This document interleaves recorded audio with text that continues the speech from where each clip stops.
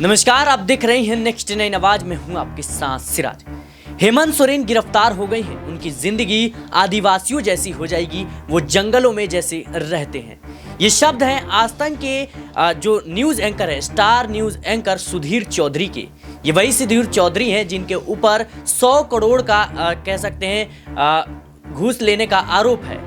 और एक बार फिर से उन्होंने हेमंत सोरेन को लेकर एक ऐसा बयान दिया है जिसको लेकर आदिवासी समुदायों में आक्रोश का माहौल बना हुआ है। इन तमाम पहलुओं को समझेंगे। मेरे साथ अबरार मौजूद हैं, उनसे जानने का प्रयास करेंगे कि आखिर सुधीर चौधरी एक इतने बड़े न्यूज चैनल के एंकर क्या अपनी मर्यादा भूल चुके हैं।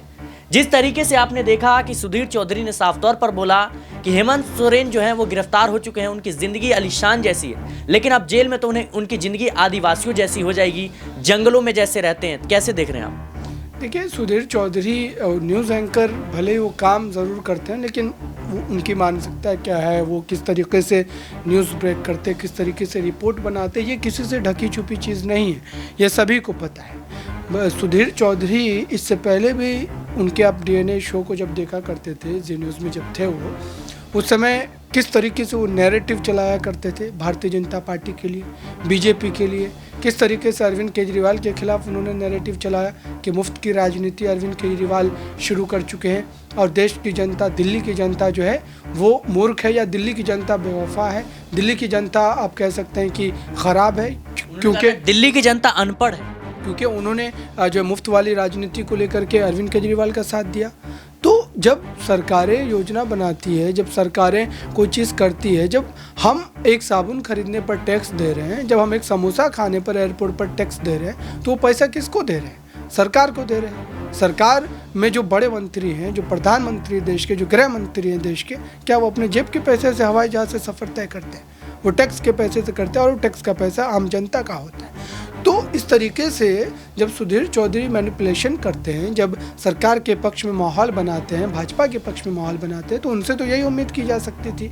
उनकी ज़बान फिसल गई, लोगों ने पकड़ लिया तो पकड़ा गए, वरना आए दिन वो हर प्रोग्राम में उनकी भाषा शैली यही रहती है और उनसे यही उम्मीद की जा सकती है। क्योंकि वो अब एक पत्रकार के तौर पर भले ही काम ज़रूर करते हैं, लेकिन उनका जो व्यक्तित्व है, उनका जो नज़रिया है चीज़ों को देखने का, वो पूरी तरीके से भाजपा जो है मोह में कहीं ना कहीं डूबा हुआ नजर आता है।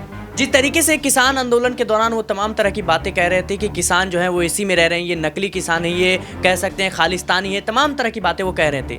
तो क्या आदिवासी समुदाय है, उसको एसी में रहने का हक नहीं है, उसको कार में चढ़ने का हक नहीं है, उसको गाड़ी बंगले में रहने का शौक नहीं है? किस तरीके से देख रहे हैं? देखिए, ये कोई बहस का विषय ही नहीं है। जब देश संवैधानिक तौर पर चल रहा है, जब देश में संविधान लागू हो गया, तभी ये सारी चीज़ें समाप्त हो गई।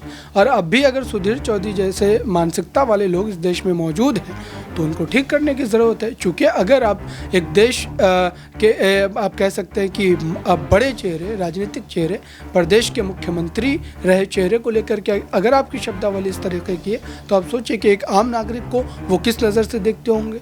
देश में आदिवासी की आबादी कितनी है, आदिवासी की आबादी को लेकर के वो किस तरीके से सोचते होंगे। तो अब जो है इसका कहीं ना कहीं लोग भी तमाम चीज़ों को जहन में रखेंगे, और सुधीर चौधरी जब फील्ड में निकलेंगे, ग्राउंड पर जब निकलेंगे वो लोगों से बात करने के लिए, तो लोग उनका भरपूर जवाब देंगे।